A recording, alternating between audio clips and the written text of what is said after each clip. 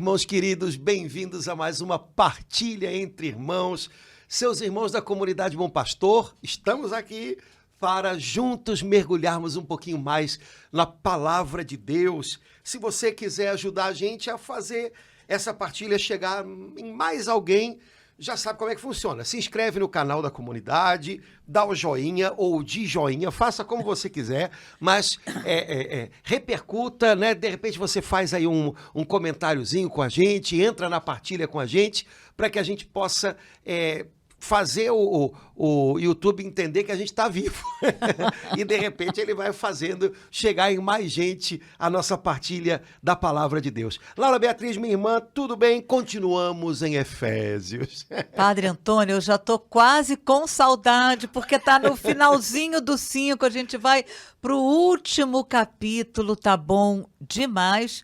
Olha, a gente pediu e os irmãos lá nos comentários colocaram, assim, estão gostando, que estão aproveitando, que estão repassando. E teve gente que perguntou qual será o próximo livro da Bíblia. Eu falei, eu vou passar essa pergunta para o Padre Antônio. Vamos pensar com carinho, pode deixar. Bom, então, Laura, eu acho que a gente ainda não termina Efésios hoje, tá? Então... Não, né?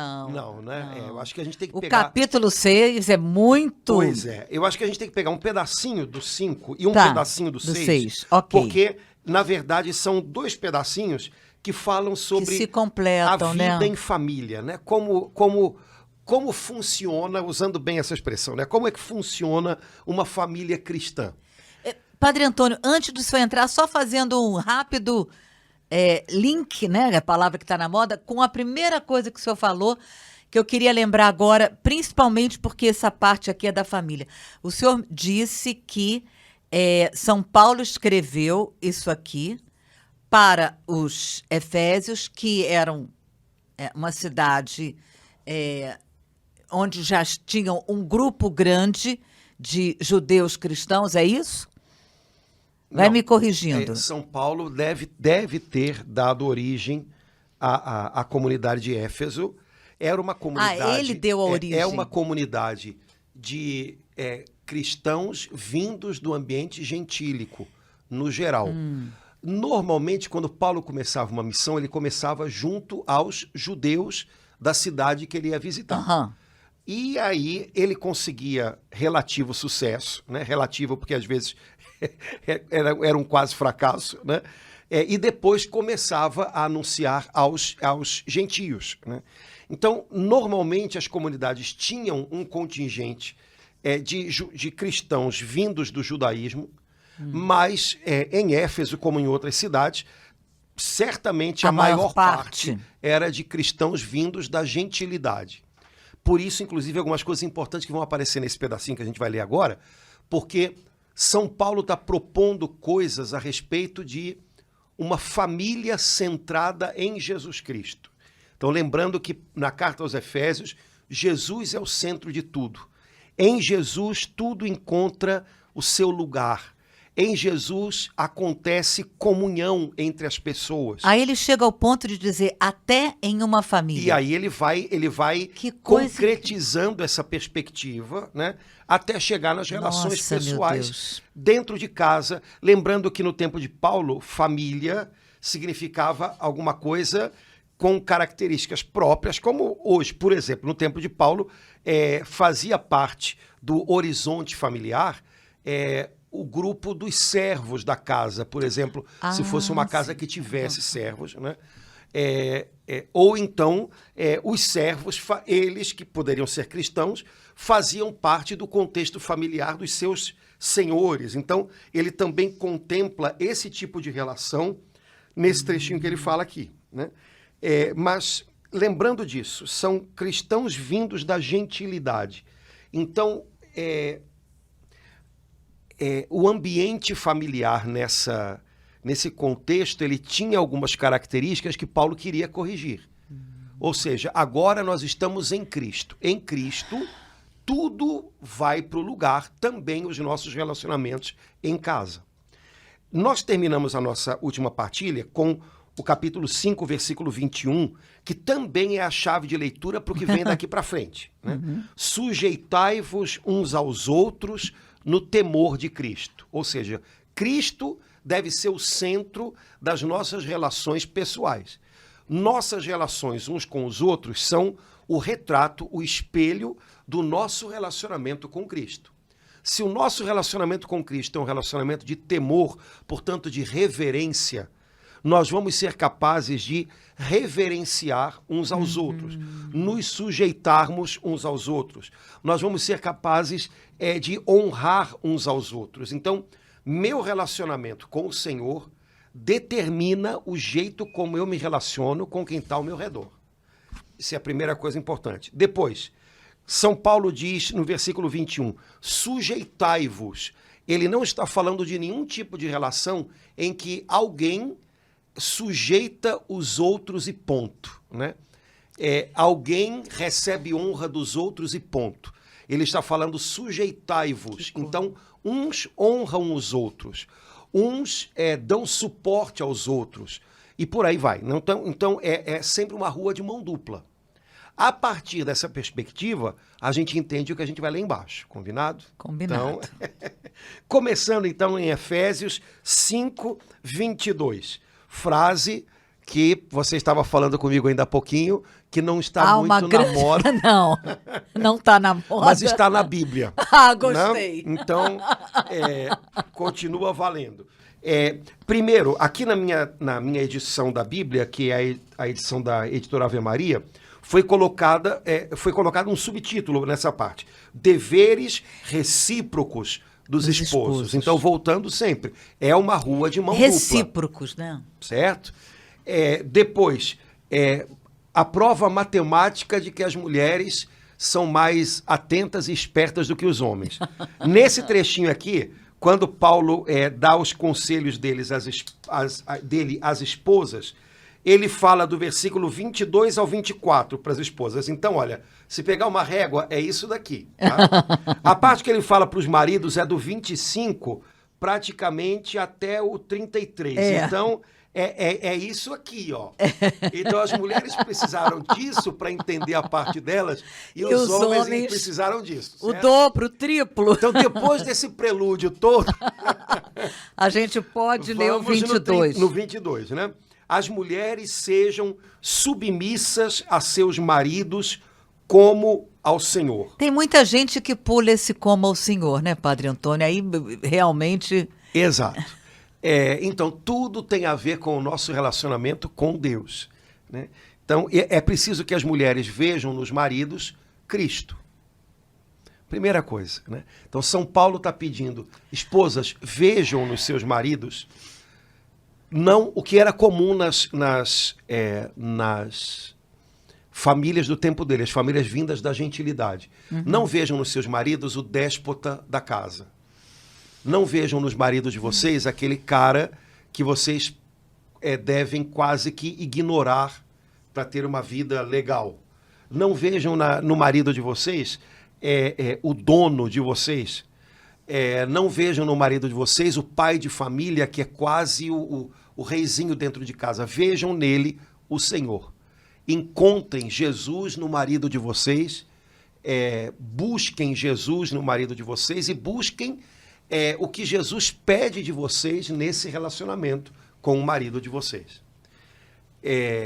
Pronto, eu acho que isso é a primeira coisa importante, né? Nossos relacionamentos, dizendo pela terceira vez, eles passam por essa peneira, né? O que a gente vive com Deus vai constituir, vai construir o que a gente vive com as pessoas. No caso de uma esposa, leve em conta Cristo, seu Senhor, no seu relacionamento com o seu marido.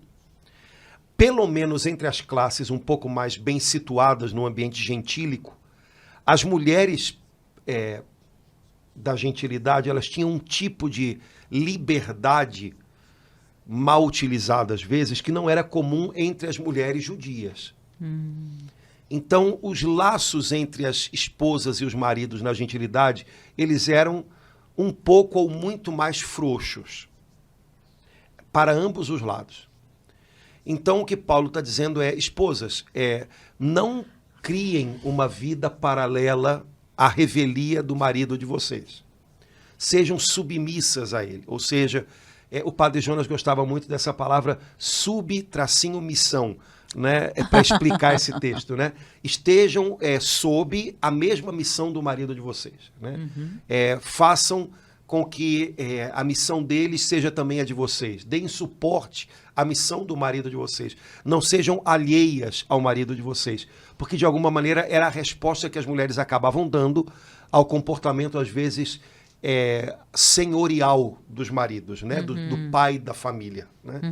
Então, o que ele está dizendo, em primeiro lugar, às mulheres não sejam alheias à missão do marido de vocês. Agora nós estamos em Cristo. Então, encontrem o lugar de vocês na missão dos seus maridos. Deem suporte à missão deles. Sejam submissas, né? Submissão. Então, deem suporte à missão que ele deve realizar na casa, junto ao núcleo familiar de vocês, né? E me parece que isso não significa que Paulo está menosprezando, diminuindo o papel das mulheres, mas ele está, de alguma maneira, trazendo-as um pouco mais à responsabilidade também no casamento, né? Lembrando que na sociedade gentílica as coisas eram muito mais frouxas. Pois foi então, bom. nas camadas sociais, pelo menos um pouco mais para cima, não era nada difícil a gente encontrar um comportamento leviano nas mulheres. Era a paga por um comportamento, às vezes, abusivo ou senhorial dos maridos, né? Então, Paulo está dizendo, olha, não vão por aí, né? Tomem o lugar de vocês no casamento de vocês, né? E deem suporte aos esposos de vocês. Com todas as diferenças culturais, né? Com tudo que a gente tem de diferente hoje, trazendo isso para uma coisa bem prática, né? Bem pé no chão, a gente sabe o quanto uma esposa sábia, como diz também a Escritura no Antigo Testamento, o quanto ela pode ajudar o seu esposo a amadurecer, né? E compreender a missão dele como chefe da família, e o quanto uma esposa que às vezes parece que bate de frente o tempo inteiro com o marido, o quanto ela também vai minando a casa, né? Então, eu acho que todo mundo sabe disso, né? A mulher tem um lugar especial na harmonia familiar. Isso não é nem muito nem pouco, isso é real, né? Então, quando a mulher tem a capacidade de influenciar de maneira benéfica o esposo, por exemplo, às vezes até manifestando a admiração que o homem às vezes precisa da parte da esposa, da família, para que ele possa cada vez mais compreender o lugar dele, né, junto da família. Cara, que casa abençoada. E esse marido é um marido abençoado, né? Eu conheço muitas esposas, né? Lembro, sei lá, cara, da minha mãe, né? Que os maridos começaram, às vezes, do nada, né? E conseguiram estabelecer a família com equilíbrio e tal, porque tinham uma esposa que chegava junto, como a gente falaria hoje, né? E hoje em dia isso é tão real, né? Quantas esposas estão ali, chegam junto e trabalham junto e sonham junto, né? E conseguem fazer com que o marido desenvolva o potencial dele na missão que Deus confiou a ele. Por outro lado, todo mundo conhece histórias de esposas que também não facilitam muito tudo isso, né? Às vezes a esposa expõe demais as fragilidades ou os defeitos do marido diante de outros.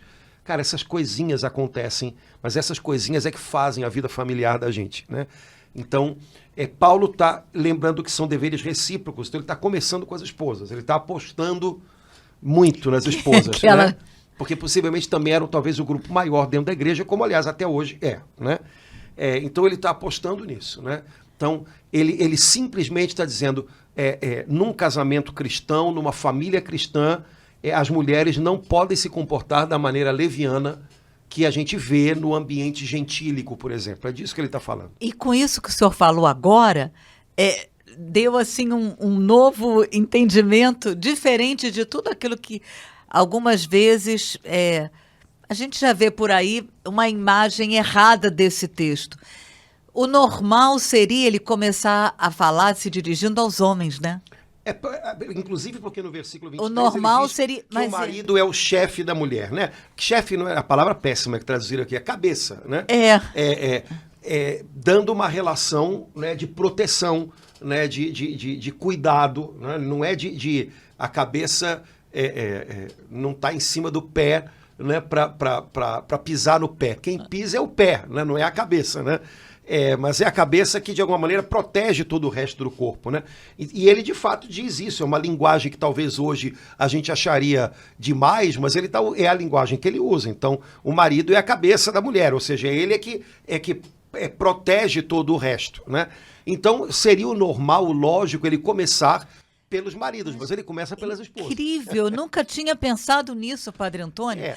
Ele começa pelas esposas, começa pelas mulheres. Exatamente, deu para entender, porque ele sabe que numa família a mulher tem toda uma atenção especial para a sua família, diferente da maneira do homem. E também porque ele quis inverter um pouquinho, porque no caso né, de Paulo, as mulheres no tempo dele contavam de fato muito pouco, do ponto de vista de uma sociedade que às vezes olhava para a mulher como possessão do marido. Então, o fato dele ter começado com as mulheres também foi para inverter um pouco isso. Olha, ele não diz aqui que o marido é o dono da mulher, ele não diz nada que passe perto disso, que o marido possa dispor da mulher. Pelo contrário, ele diz que o marido deve se sacrificar pela mulher, como Cristo se sacrificou pela igreja. Então, a perspectiva dele está longe de ser o tipo de visão que às vezes as pessoas têm superficial quando leem só o texto, né? Bom, esse texto foi escrito dentro de um contexto. E no contexto em que esse texto foi escrito, Paulo deveria se dirigir em primeiro lugar aos maridos. E as mulheres falar, sei lá, né? Depois não colocar tanto o peso das coisas nas mãos da mulher. Né? Isso ele está apostando também por conta de muita coisa que vem do Antigo Testamento, que não é o substrato mental da turma lá de Éfeso, que vem da gentilidade, né? Depois, em nenhum lugar, Paulo usa uma linguagem que dê a impressão de que o marido é o dono da mulher. Coisa que seria bem comum naquele tempo. Né?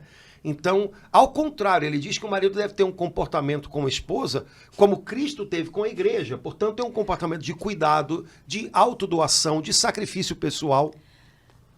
Então, só entende isso daqui como um hino ao machismo quem não entende nada de Bíblia, mas a Bíblia também cai na mão de quem não entende nada. Enfim, só que para a gente entender um pouquinho, precisa entender qual é o contexto no qual isso tudo foi escrito. Querer que haja uma linguagem aqui de 2023 é querer demais, né? Agora, quando você começa a perceber os detalhes da composição do texto, no contexto em que ele está, você percebe que Paulo tomou todos os cuidados para evitar qualquer impressão de um relacionamento gangorra. Ou seja, em que um está em cima e o outro está embaixo. Né? Deveres recíprocos, sujeitai-vos uns aos outros. Tem um equilíbrio nessa história que ele está segurando o tempo inteiro. Né? Então... E o tempo todo, ele, tanto ao falar para as mulheres como aos maridos, como o senhor começou, se referindo a Jesus, né, Padre Antônio? Agora aqui ele vai dizer: maridos, amai as vossas mulheres como Cristo amou a igreja e se entregou por ela, dando a vida por ela, né? Isso para um gentio. Deus do céu! Como assim, né? Então... Eu tenho que amar minha esposa como... E me entregar por ela, quer dizer, ela não é um objeto que eu uso para a minha satisfação ou para os meus objetivos, os meus projetos, né? Ela é alguém que não é um meio para mim, ela é uma finalidade, eu vou me entregar por ela.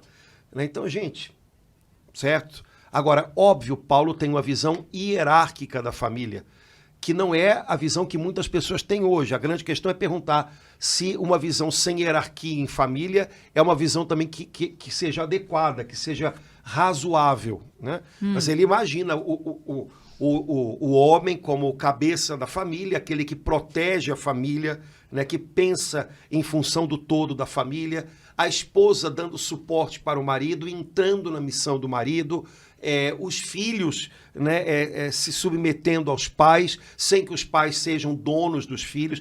Ele entende de fato a família como cada um tem a sua parte nessa história. Isso, na linguagem comum, tradicional, se chama hierarquia. Ou seja, todo mundo não faz tudo e todo mundo não pode assumir o lugar do outro. Cada um tem o seu lugar.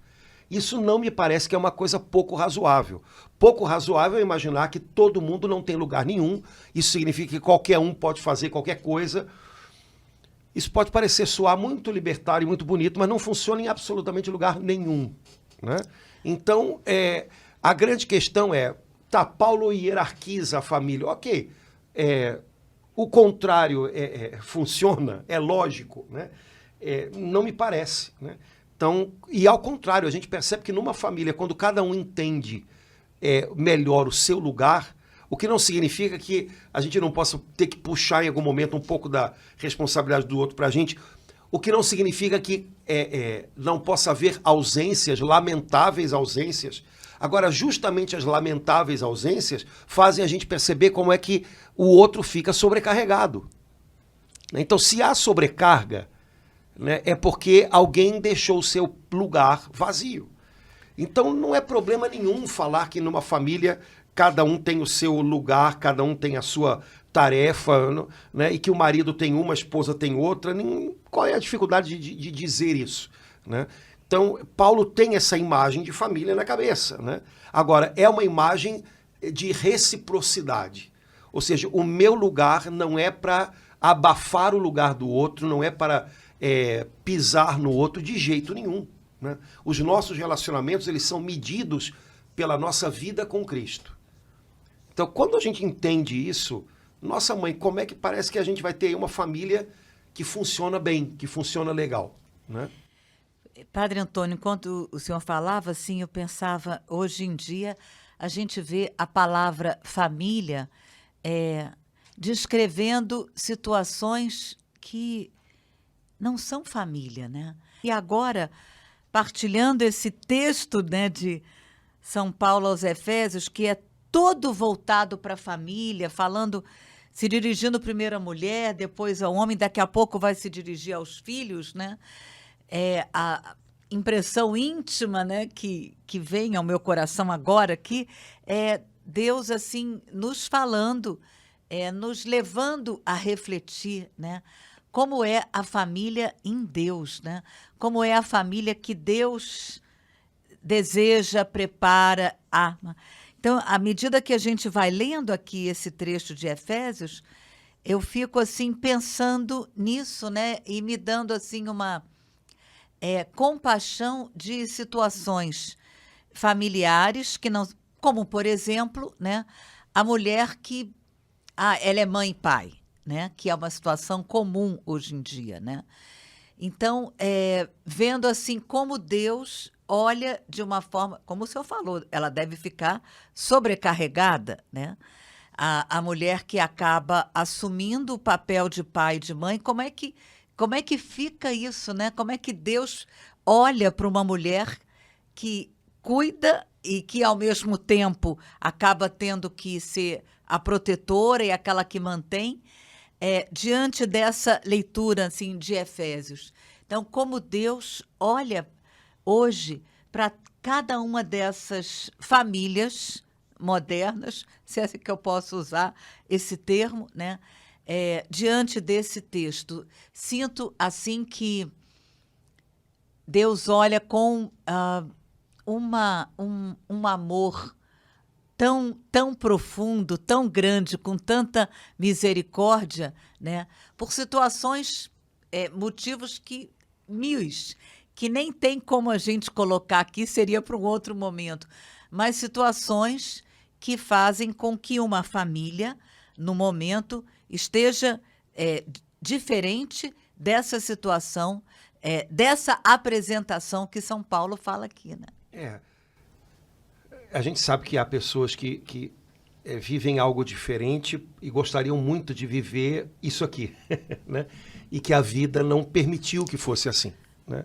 E aí, de fato, a gente vê pessoas se desdobrando para cumprirem a missão delas e para, de alguma maneira, tentar minorar a ausência da missão do outro, né?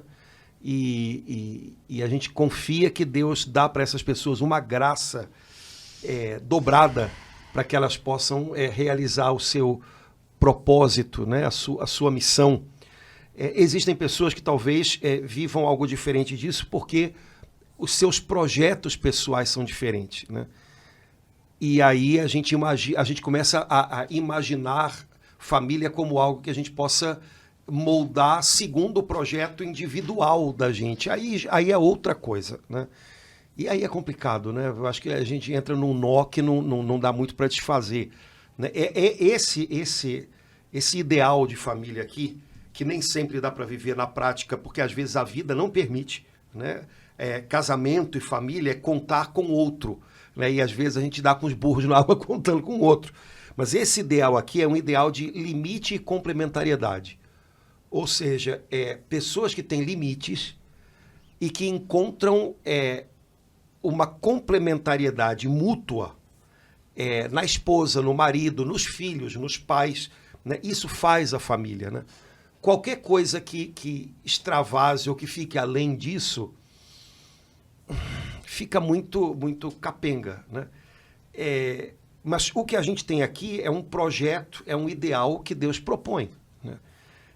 Pois então, né, lutemos por isso, né? Até onde dá para a gente, até onde cabe a gente, lutemos por isso, lutemos para viver isso, né? As esposas, né, lutem, né, para abraçarem o seu lugar no casamento e não buscarem, talvez, válvulas de escape, né, para relacionamentos de gangorra, né, vendo o marido lá em cima e ela lá embaixo. Bom, se é assim, eu também vou, né, vou viver algo à parte, vou me lançar em algum outro tipo de coisa mais minha. Não, vamos tentar equilibrar isso aí um pouquinho, né? Os maridos, né, interessante que Paulo, de alguma maneira, ele chama as esposas a uma visão sobre a missão delas um pouco mais, como é que eu posso dizer isso? Um pouco mais árida, um pouco menos afetiva. E Paulo fala para os maridos de uma maneira mais afetiva. Amem suas esposas. Das esposas ele não pede nem amor, ele pede submissão. Ou seja, engrenem no lugar de vocês de tal maneira que vocês possam ajudar o marido de vocês a abraçar a missão deles. É uma coisa, parece que mais cabeça, mais prática. Dos maridos, Paulo pede mais coração. Amem suas esposas, se entreguem por elas, tenham elas diante dos olhos como belas, como Jesus, né, vê a igreja bela, fazendo-a bela. Quer dizer, Paulo é como se ele dissesse, olha, maridos, um pouco mais de coração nessa história, né? Então, sabendo que essas coisas têm que ser completadas uns nos outros, né? Então, todo esse assunto é muito árduo, porque a gente tem milhões de situações concretas hoje, e as situações concretas, elas têm que dialogar com um ideal de família, e nem sempre é um ideal que foi abandonado, muitas vezes é um ideal que não está sendo vivido com muita dor. Outras vezes a gente sabe que é uma visão de família, um ideal de família que foi descartado por muitas pessoas. Mas aí a gente tem que tentar escarafunchar para entender também o porquê foi descartado e se o que foi colocado no lugar é tão melhor assim. A grande questão, talvez a maior questão, não do ponto de vista individual, mas do ponto de vista social, é esse, né? Quando você descarta algum tipo de modelo, porque você diz que é tradicional, né? Nós dizemos que é um modelo natural de família, não um modelo tradicional, é um modelo natural, né? Mas quem tem um pezinho atrás diz, não, esse modelo é um modelo tradicional, mas tem que se abrir para... A grande pergunta tá, o que você está colocando no lugar é melhor? Está funcionando? A longo prazo funciona? Do ponto de vista social funciona? Não é só uma escolha individual, né? Enfim, então, a grande questão talvez seja essa, né? Hoje a gente vê muita crise do conceito de família, mas me parece que até agora ninguém colocou no lugar nada muito mais consistente, né?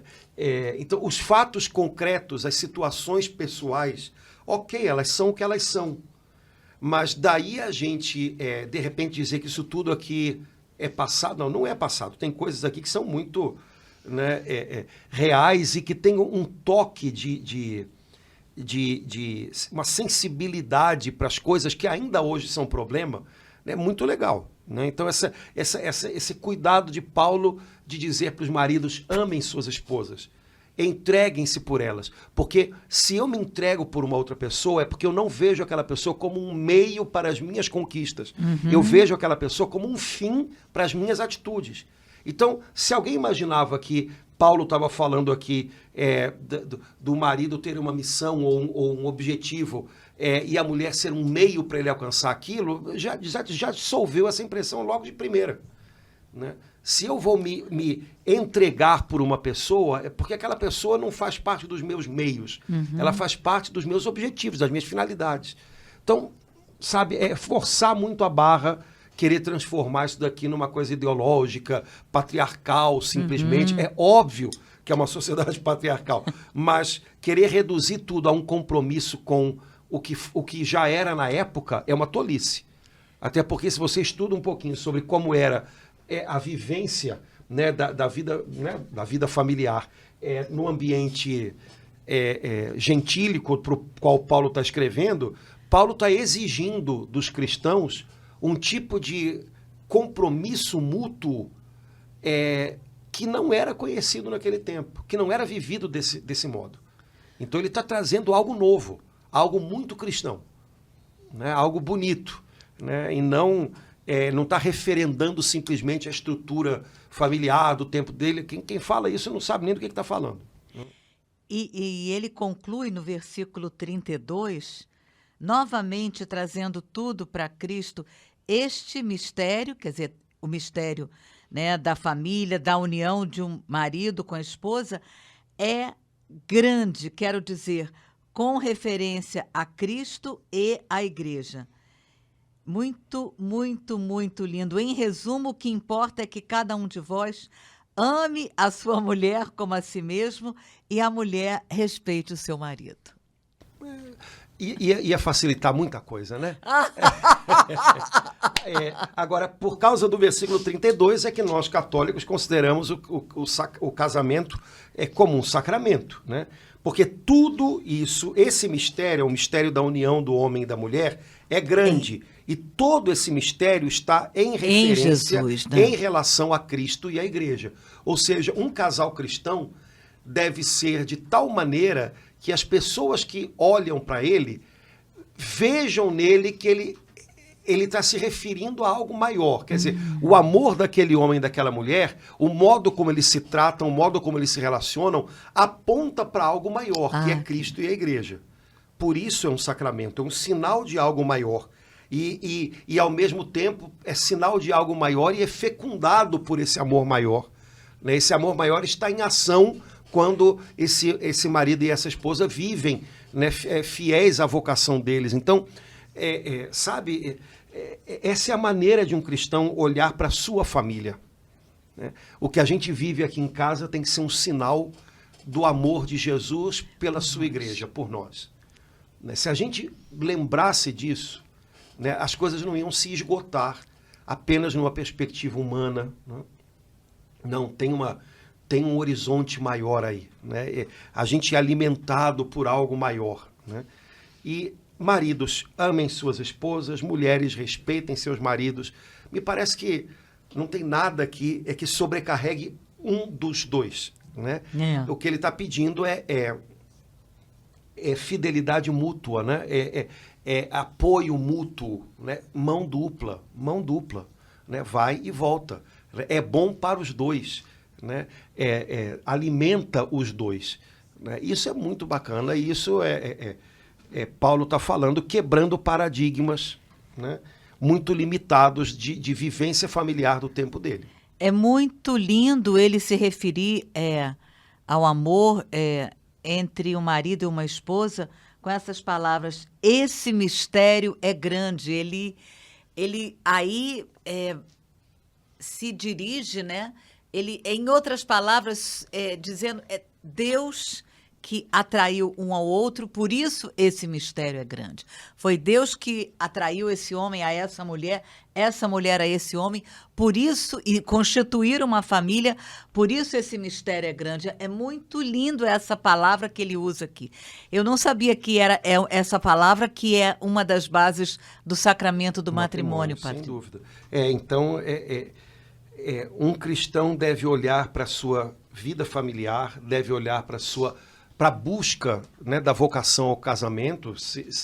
É isso que Deus quer para mim, né? Casamento é uma vocação, não é uma imposição, não é uma, né? É isso que Deus quer para mim. Se Ele quer isso para mim, então é dessa maneira que eu devo ver, né? É com esse olhar que eu devo pensar no meu futuro casamento, né? As coisas começam a fazer parte de um horizonte mais amplo, né? E isso é bom, né? Também para a gente não ficar, não estreitar, não apertar demais o horizonte familiar, né? A nossa vida familiar faz parte da nossa vocação cristã. Portanto, a nossa vida familiar ela se abre, né, para algo maior do que eu, minha esposa, meu marido, meus filhos aqui dentro, fechadinhos dentro de casa, né? Todos nós temos na nossa vida familiar um instrumento de santificação. E, ao mesmo tempo, a nossa vida familiar nos prepara e nos apoia para que a gente dê frutos como cristãos numa sociedade, como membros da igreja. Então, é como se ter isso diante dos olhos alargasse o horizonte da gente para que a gente não crie relações de codependência emocional exageradas que fazem a família da gente virar porque também tem gente que faz assim, né? Virar uma coisa estrangulada, fechada sobre si própria. Uma família cristã não é uma família fechada sobre si própria, é uma família aberta para a igreja, para o mundo, que dá frutos, né? Então, não podemos perder isso de vista. Padre Antônio, sabe, a sensação que eu estou tendo agora é como que os tempos pós-modernos, a mídia, a cultura atual, apagasse esse versículo 32 da Bíblia. São essa consciência de que esse mistério é grande. Na verdade, parece que para a maioria das pessoas não há mistério nenhum. Né? Mistério significa que há algo ali real, mas que a gente não esgota, né? Há algo ali que é real, mas que tem algo escondido, tem algo que a gente não consegue, sabe? A gente não consegue coisificar, a gente não consegue segurar com a mão da gente, é maior do que a gente. Na verdade, o que o mundo atual faz é isso, não há nada maior do que a gente, né? Não há nada aqui que esteja indisponível a nós, é a gente que molda esse negócio, cabe na mão da gente, é a gente que inventa, né? Eu acho que aí você acertou na mosquinha, né? No mundo atual não há mistério. Ou seja, não há nada na vida cotidiana que não seja algo que a gente mesmo dispõe. Para um cristão, muita coisa na nossa vida, a própria vida, é um mistério. Ou seja, há muita coisa que é indisponível a nós, é maior do que a gente. É um presente, não é só o que a mão da gente faz, é algo maior. Então, quando a gente perde isso de vista, a vida vira um negócio muito, sabe, muito... E a impressão é que, de repente, Paulo aqui ele está escrevendo mulheres aos maridos, aí, de repente, ele para e tem, assim, uma compreensão do que é a família para Deus, e aí faz essa declaração, né? Esse mistério é grande. Eu estou muito tocada com isso, com referência a Cristo e à igreja, como se Deus vislumbrasse, Deus derramasse assim uma luz maravilhosa do Espírito Santo sobre ele, para ele entender e declarar isso. Esse mistério é grande. Esse versículo está fazendo muita falta hoje em dia, Padre Antônio. É verdade. É verdade verdadeira, né?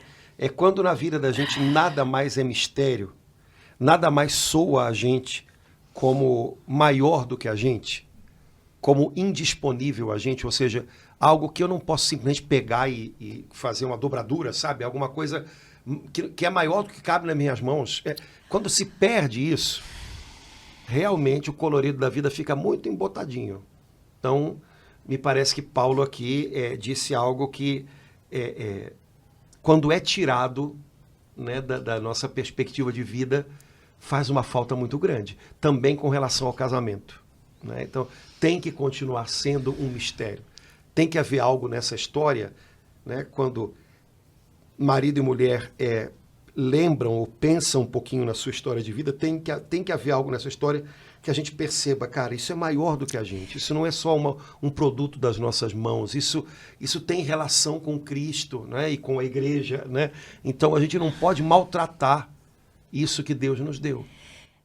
Eu sinto mesmo, Padre Antônio, que cada casal, cada jovem que se prepara para o casamento, a importância de tomar esse texto, e tomar especificamente esse versículo 32, porque aí, no primeiro momento de dificuldade, como acontece com frequência, né, e aí surge a separação, muitas vezes levianamente, eu repito isso, por pessoas próximas a mim, não que não haja assim, mas muitas vezes levianamente, na primeira dificuldade, no primeiro embate, na primeiro momento de frieza, de atrito, esquecendo que por trás daquele momento de dificuldade continua existindo um mistério grande, que por trás daquela união daquele homem com aquela mulher.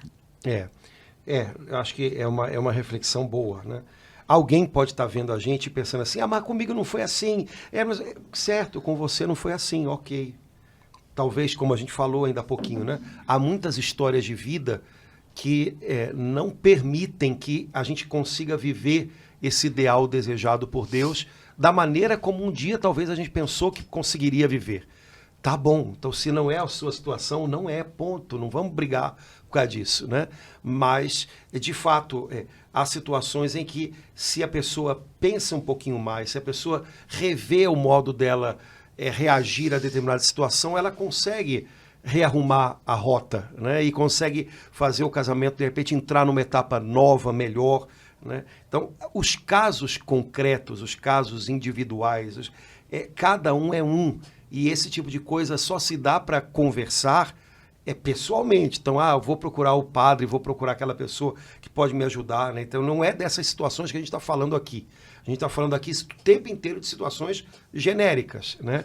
Que são um horizonte para o qual a gente olha, né? Mas cuidando para não dar a impressão de que em cada caso particular tem que, não tem que nada, né? Casos particulares a gente conversa de maneira particular, né? Para ninguém pensar que a gente está querendo culpabilizar ninguém por coisa nenhuma. Sim, né? Tanto que, ao mesmo tempo, a igreja tem todo um carinho, um cuidado. Ontem mesmo, não me lembro qual paróquia aqui da Zona Sul, a paróquia do senhor também, né, Padre Antônio? Tem todo um retiro, um encontro com os casais em segunda união, né? A igreja tem todo um carinho com essa situação, né? Que não é possível viver o ideal, né? Mas que não se quer jogar a fé fora. Então a gente precisa caminhar junto, a gente precisa ouvir, a gente precisa conversar, falar algumas coisas, né? E a igreja não abre mão de ninguém, né? Mas em cada situação concreta, particular, deve haver um acompanhamento também pontual para que a gente possa discernir, afinal, aqui o que o Senhor está pedindo de você ou de vocês agora. Agora, o projeto, né, é esse aqui que Paulo está apresentando, né? E me parece que é um projeto bastante bom, né, bastante razoável. Um mistério grande, como ele fala aqui. Então, Laura, a partir do capítulo 6, né, aí Paulo ele começa se dirige a falar para os né? filhos e para os pais, né? Então, para os filhos, ele diz: obedecei a vossos pais segundo o Senhor, porque isto é justo. O primeiro mandamento acompanhado de uma promessa é: honra teu pai e tua mãe, para que sejas feliz e tenhas longa vida sobre a terra. Padre Antônio, eu fico sempre impressionada que Deus, naquele dia lá no Sinai, com Moisés, entre os 10 mandamentos, ele colocou um em relação a filho com pai e mãe. Eu fico inebriada com isso, né? Os primeiros em relação a Deus, os outros em relação a relacionamento, mas tem um que é o quarto, em relação a filhos com pais. Eu fico impressionada com isso. Na verdade, é em relação à família. Porque Sim. É em relação a filhos com pais, né, mas acompanhado de uma promessa, né? Para que sejas feliz. Ou seja, isso repercute depois na vida do filho, né? para que a gente perceba, então, como é que família nos planos de Deus é algo pensado. Incrível, né? desde... E cuidado, né? E cuidado. Da parte dos filhos, o que o Senhor espera é obediência, né? A tendência da gente é imaginar a obediência sempre como um comportamento infantil. Ou seja, uma criança, né, que ainda não tem muita clareza de algumas coisas e que o pai ou a mãe dizem faz ou não faz e a criança, ok, tem que obedecer, manda quem pode, obedece quem tem juízo e ponto. Bom, obediência é uma virtude que de alguma maneira acompanha a gente ao longo da vida e que acontece, que se concretiza de maneiras diferentes em cada etapa da vida. Então, de uma criança, o que se espera é essa obediência infantil. O papai ou a mamãe disse não, é porque ele tem razões. Às vezes dá para dar as razões, outras vezes você dá algumas razões e não dá todas, outras vezes não dá razão nenhuma, mas o papai e a mamãe, né, estão dizendo para fazer assim ou assado, a criança se submete àquilo e ponto. Né? E ela pode gostar ou talvez não gostar, enfim, mas e vai. À medida que a gente, né, se torna mais velho, esse modo de interferência dos pais sobre a vida da gente é, obviamente, algo que vai diminuindo. Né? Mas não quer dizer que não haja interferência alguma da parte deles e que a gente não deva continuar, de algum modo, obedecendo. Né? A palavra obediência ela tem muito a ver com escutar e se inclinar. Né? Obedecer aos pais é levar em conta o que eles dizem e se inclinar para isso. É claro que para uma criança de 6, 7 anos isso significa uma coisa. Para um homem de 30, significa outra. Mas leva em conta o que os teus pais dizem e se inclina para isso. Ou seja, respeita isso. Né? Assume isso como algo que pode ser importante para a sua vida. Leve em conta nas suas escolhas. Né? Mantenha o seu coração unido ao dos seus pais. Né? Não jogue eles fora na hora de fazer as suas escolhas, de tomar atitudes. Né?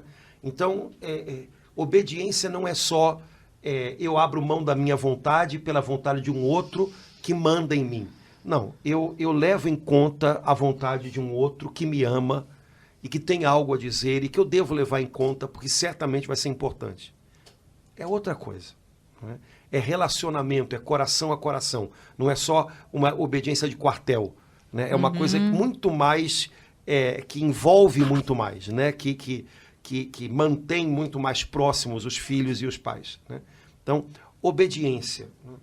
Que é uma coisa que de fato não está na moda hoje em dia. Né? Não sei se algum dia esteve, mas era compreendido como algo que era claro, que hoje não está tão claro, mas que a gente precisa voltar a falar dessas coisas e pensar essas coisas. Né? E pelo fato disso ter sido deixado de lado, se é que eu posso dizer assim, isso vai repercutindo até nas salas de aula. Eu sempre que eu leio isso aqui, eu relaciono com aquilo que acontece nas salas de aula em relação aos professores, né? Essas notícias tristes, né, Padre Antônio, que de vez em quando a gente vê a criança, de um jovem, desrespeitando totalmente, porque se isso não acontecia dentro de casa, né, ele acaba fazendo numa sala de aula em relação ao professor. Né? Porque, e também por isso o quarto mandamento está lá no lugar que ele está, porque o nosso relacionamento familiar é a grande escola de vida da gente. Então, o modo como eu aprendo a me relacionar com pessoas em casa é o que eu vou replicar depois, não há dúvida. Né? Então, se eu não compreendo esse princípio de autoridade e obediência e respeito, né, e levar em conta aquele que de alguma maneira tem autoridade sobre mim, pelo menos num determinado aspecto, se eu não aprendo isso em casa, na sociedade isso vai ser repetido à exaustão. Né? E aí a gente vê todo tipo de coisa que se possa imaginar. Né? Não só nas escolas, mas em todos os âmbitos. Também na igreja, viu? Também na igreja. Né? Então, temos aí um problema, né? Porque, na realidade, o que a gente vê, né? Não só o que a gente ouve, mas o que a gente vê prevalecendo em termos de relacionamentos dentro de casa é o que a gente vai replicar depois. Então, se não se ensina aos filhos a obediência aos pais, né, porque também é algo que se ensina, os pais têm que ensinar, inclusive isso, né, pronto, não tem jeito, né? Outras coisas também não vão funcionar lá adiante, né? E aí é aquela coisa, né? Se os filhos também não aprendem a ouvir os pais e se inclinar ao que os pais dizem, bom, isso não quer dizer que eles vão ser independentes e autônomos, isso quer dizer que eles vão simplesmente trocar a obediência aos pais por a obediência a alguma outra coisa ou alguém, né? Isso é uma grande fantasia, né, de que você ensina autonomia a uma criança ou a um adolescente simplesmente fazendo com que ele não tenha que ter compromisso de obediência com os pais ou tal. Bobagem, né? Ele não vai obedecer aos pais, ele vai obedecer a alguma outra coisa ou algum outro alguém, ponto. Ele vai se inclinar para a voz de algum outro, né? Então, pais, por favor, não sejam omissos, né, na sua tarefa árdua de educar os filhos também para a obediência, né? E filhos, não sejam bobos ao ponto de imaginar que a obediência que possa ser prestada a um influenciador da internet e tal é mais livre do que aquela que se presta aos pais da gente, né? Então, não ter a fantasia de que o fato de que eu confronto os meus pais de uma maneira, às vezes, que não é nem respeitosa, significa que eu sou uma pessoa autônoma. Eventualmente significa só que você está dando ouvidos a outro. Ponto. Fácil desse jeito. Então, rever um pouquinho essas coisas, né? Eu fiquei com vontade lá em Lucas para ver aquele pedacinho que diz que Jesus voltou com Maria e José obedecendo até a sua vida pública, até os 30 anos, né, Padre Antônio? Obedecendo de maneira adequada a cada etapa da vida, né? Mas obedecendo, sendo-lhe submisso, né? É a palavra que é usada, né? Então, a gente, como a gente tem pavor de submissão, e Jesus foi submisso, né? A gente tem que rever um pouquinho os nossos conceitos, né? Enfim, então, pensar um pouco nisso, né? Filhos, obedeçam aos vossos pais. E aí também, como lindo sempre demais. é recíproco, versículo Olha o 4. Pais, não exaspereis vossos filhos, pelo contrário, criai-os na educação e doutrina do Senhor. Jesus amado. Então, pais, não exagerem a dose com os filhos, né? Na verdade, o que significa exasperar? No tempo de Paulo, na sociedade romana, né, de cultura greco-romana, o pai, principalmente, era quase dono dos filhos, né? Então, olha, ele está dizendo, olha, não exagere o seu lugar na vida do seu filho, né? Não tome o lugar de Deus na vida do seu filho, né? Não leve ele à exaustão pela quantidade de cobranças, pela quantidade de enfim, né? Mas crie e eduque os seus filhos, né, na doutrina do Senhor, ou seja... Na educação e doutrina aqui... Né, de um jeito diferente, né? Paulo, portanto, está dizendo, olha, você não é dono, mas também não seja omisso, né? E há uma distância muito grande e um equilíbrio que a gente encontra aí entre essas duas coisas, né? O pai que pensa que é dono do filho, e como se o filho tivesse ter nascido pronto, né? O filho tem medo de errar, porque, né, é o que ele percebe em volta, eu aqui não posso errar, aqui não posso, né? E, por outro lado, o pai também que acha que filho é uma coisa autoeducante, né? Não tem agora geladeira autolimpante, tem filho autoeducante, né? O que é uma loucura, né? Ai, Padre Antônio, olha, esse versículo 4 deu uma dor no coração, porque eu sinto Jesus continuando a dizer, vinde a minhas crianças. E como que elas vão chegar até Jesus, Padre Antônio, se existe esse salto, se o pai não encaminhar, o pai e a mãe não levar, Jesus continua dizendo, vinde a minhas crianças. Eu sinto isso de todo o coração, Padre Antônio. Então, elas, de alguma forma, foram até eles, né? Os pais, a família levou para que ele pudesse dizer ali para elas. Então, Jesus continua dizendo isso, e isso cabe aos pais, né? Aos responsáveis, né? Educá-los no Senhor, né? Eu vi, Laura, esses dias uma passagem do Catecismo que eu achei tão bonita, está no parágrafo 1657, que fala sobre o sacramento do matrimônio e fala sobre a família, né, como igreja doméstica, ou seja, como uma comunidade de pessoas que creem, né? E tem um pedacinho que diz assim, o lar é a primeira escola de vida cristã e uma escola de enriquecimento humano. Ou seja, as coisas que a gente vai... Tudo que a gente vai aprender depois vai ser vazado dentro dessas formas que a gente recebe em casa. Qual é o número? 1657. Ah. Aí, olha que coisa legal. É aí, portanto, em casa, no lar, que se aprende a resistência à fadiga e a alegria do trabalho, o amor fraterno, o perdão generoso e mesmo reiterado, e, sobretudo, o culto divino pela oração e a oferenda da própria vida. Ai, que beleza, Olha o que se deve aprender em casa. Em casa. Então, não está dizendo que tem que aprender mandarim, inglês, né? Pode aprender, pode, né?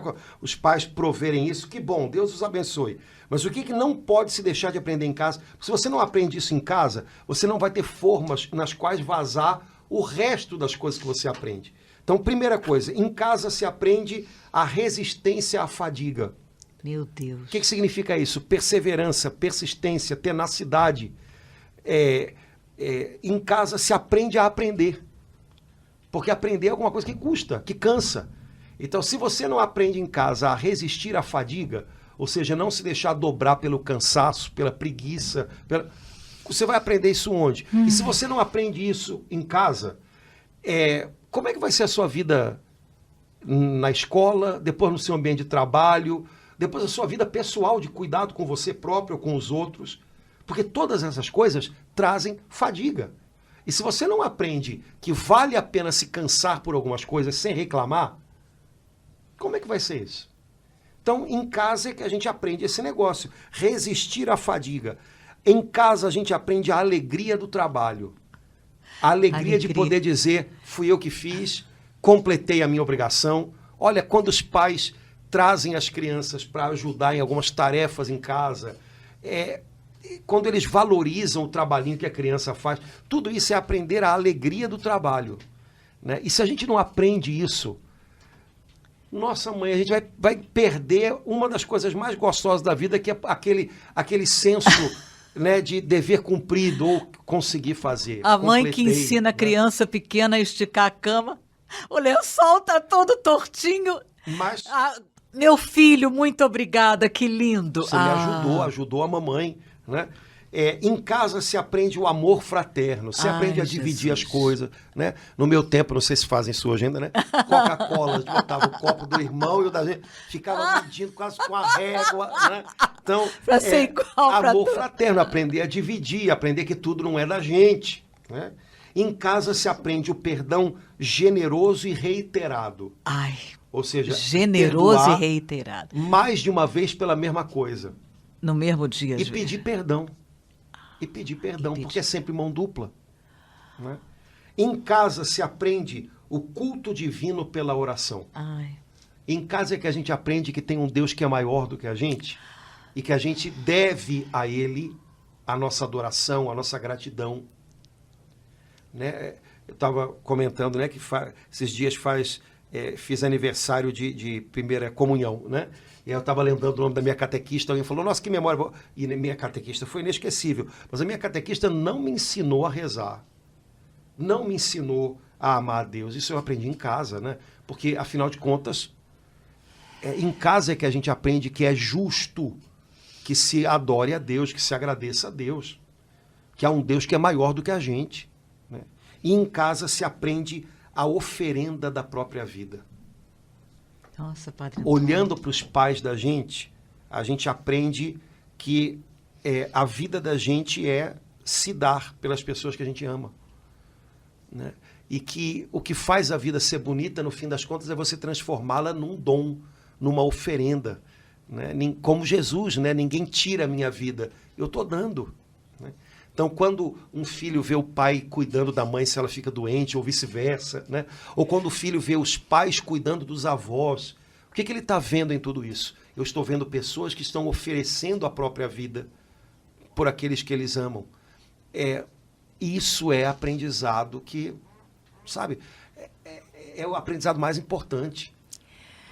Nossa, Padre Antônio, olha, eu estou aqui lacrimejando, tão comovida, um olhar tão, nossa, glorificando a Deus por cada família, né, da face da terra, porque é ali, no meio da família, que começa o amor a Ele, né, Padre Antônio? É ali, que né? começa tudo no fim Que das começa contas, né? tudo.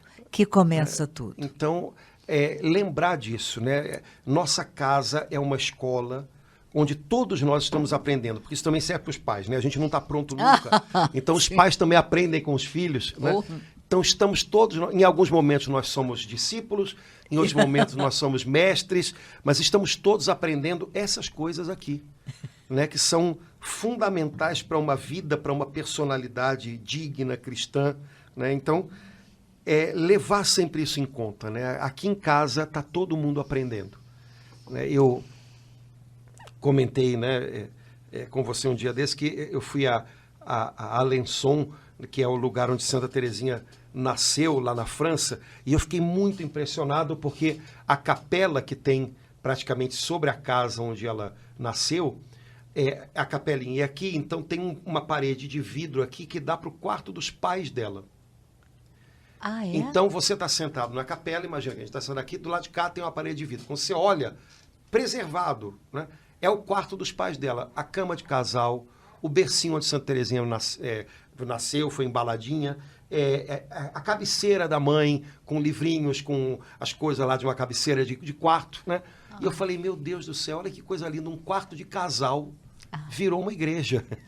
Ai, que lindo, Padre Antônio. Ou seja, uma casa de família se transformou num santuário. E aí eu fiquei me perguntando lá, a gente está transformando a casa da gente no quê? Tem gente que parece que decidiu transformar a casa num campo de batalha, né? Mas o chamado de Deus é que a gente transforme a nossa casa numa escola, onde se aprendem essas coisas, num santuário onde a gente encontra Deus, Ele está aqui. A nossa casa é envolta num mistério. A presença de Deus está aqui, né? Tem algo aqui que é maior do que a gente, né? Então, lembrar disso e tentar fazer com que isso seja real na casa da gente, na família da gente, é o chamado que cada família cristã tem. Então, vamos tentar, né, gente? Quer dizer que vai ser tudo 100%, não vamos ter problemas. Não, pelo amor de Deus, não fique rezando pela família sem problemas. Essa família não existe, né? Mas a gente pode tentar fazer assim, né? A gente pode um ao outro, ajudar um ao outro a não perder de vista esse ideal, né? Perder de vista um ideal é muito ruim, porque a gente começa a se contentar em viver qualquer coisa. Então, não vamos viver qualquer coisa, não. Vamos buscar aquilo que Deus sonhou para a gente, né? E o que Ele sonhou para a gente foi essa família equilibrada, que não está pronta, que está aprendendo, mas que caminha na direção de um equilíbrio, de uma reciprocidade, na qual o casamento não é uma gangorra, para um estar bem, o outro tem que estar mal, né? Na qual os filhos não sofrem com a ausência dos pais que decidiram deixá-los se educar por conta própria. Uma família na qual os filhos estão empenhados em dar ouvidos aos pais. Eles valorizam o que os pais têm para dizer, não acham que os pais o tempo inteiro estão errados ou coisa do tipo.